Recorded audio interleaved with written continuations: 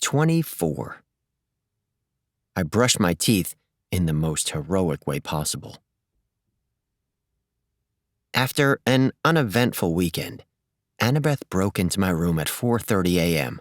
Monday morning, which sounds a lot more exciting than it actually was. I'd been having this weird nightmare about the gods. The Olympians were all sitting around my family's dining table announcing that they were pregnant. Hera was pregnant. Aphrodite was pregnant. Hephaestus was pregnant. Apollo was pretty sure he was having twins. After every announcement, Zeus would raise his himbo juice-to-go cup and yell, "A toast!" Then all the gods would throw burnt toast at me like we were at a midnight screening of the Rocky Horror Picture Show. I woke to the sound of Annabeth's knife blade sweeping across the lock of my bedroom window.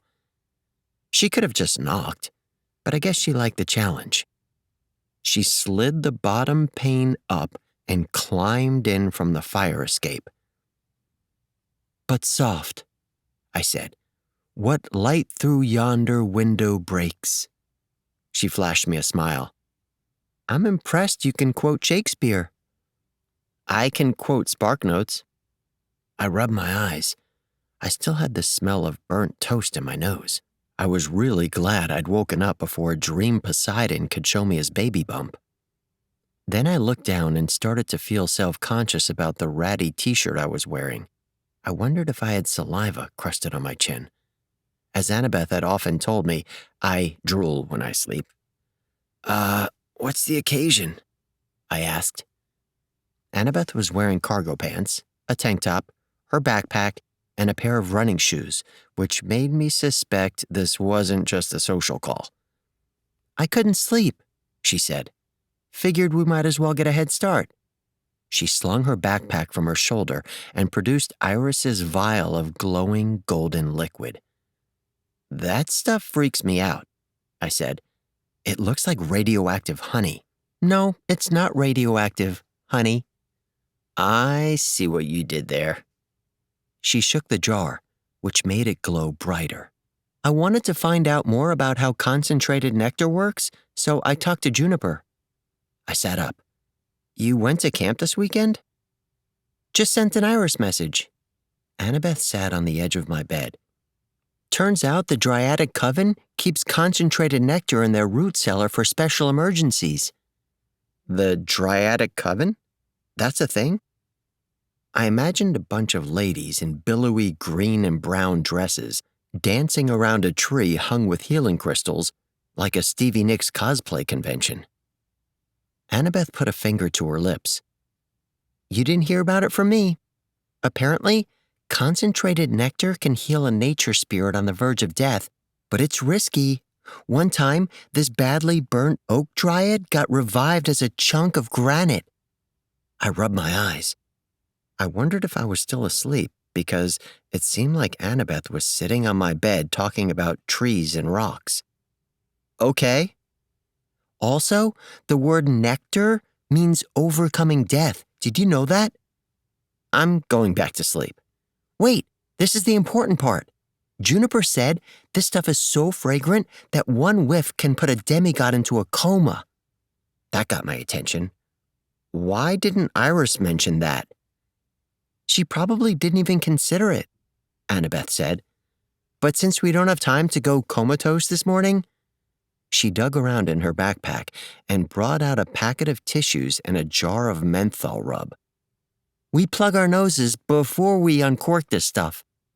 "Smart," I said, though I was thinking how great we'd look walking around Greenwich Village with Kleenex tusks sticking out of our nostrils.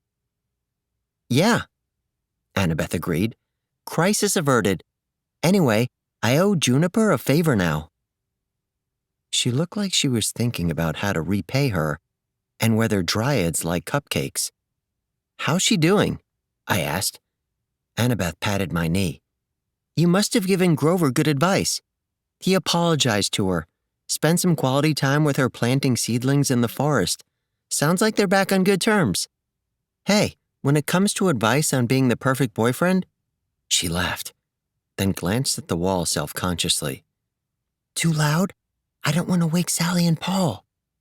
It's fine, I assured her. The walls in the apartment were surprisingly thick, and if my mom heard Annabeth in my room, the worst consequence would be that she'd offer my girlfriend a cup of tea. It's weird what happens when your parents just accept you and support you and assume you will do the right thing. You end up wanting to do the right thing. At least that's been my experience, and this is me we're talking about. My mom has more reason to worry than most parents. After years of boarding schools, summers at camp, and months fighting monsters on the road, I still wasn't used to being at home full-time, but I had to admit that living with my mom and Paul was a pretty sweet gig. Second thoughts? Annabeth asked me. I realized she'd been reading my expression. About what? Leaving New York with the baby coming and all? No. I was just thinking how nice it's been to live at home for a while, and they looked so happy at dinner. I wonder what it'll be like for my mom to have a regular kid. I don't think Sally could ever have a regular kid, Annabeth said, because she's not regular. Neither is Paul. True. The baby's probably going to be born like Batman. No superpowers, but still a complete beast with 6 PhDs. Now I'm picturing the kid in a onesie with pointy ears. Grover would be pleased, she snorted. All I'm saying? It's okay if you're feeling conflicted about leaving. I leaned over and kissed her. No conflict. No second thoughts. I told you. I'm not leaving you ever again. Okay. She wrinkled her nose. Although, it's fine if you want to leave for a few minutes to brush your teeth. Your breath is a little... Hey, you woke me up. Which reminds me. She held up her vial of concentrated nectar. We ought to get going soon. It's earlier than early. I know, she said, but 30 minutes for you to get ready, because you're slow. I beg your pardon? 45 minutes to make it to Washington Square Park, then to do our job and get you back in time for school. Ugh, with the math. Annabeth has this magic power where she can look into the future and figure out how long it will take to do certain things.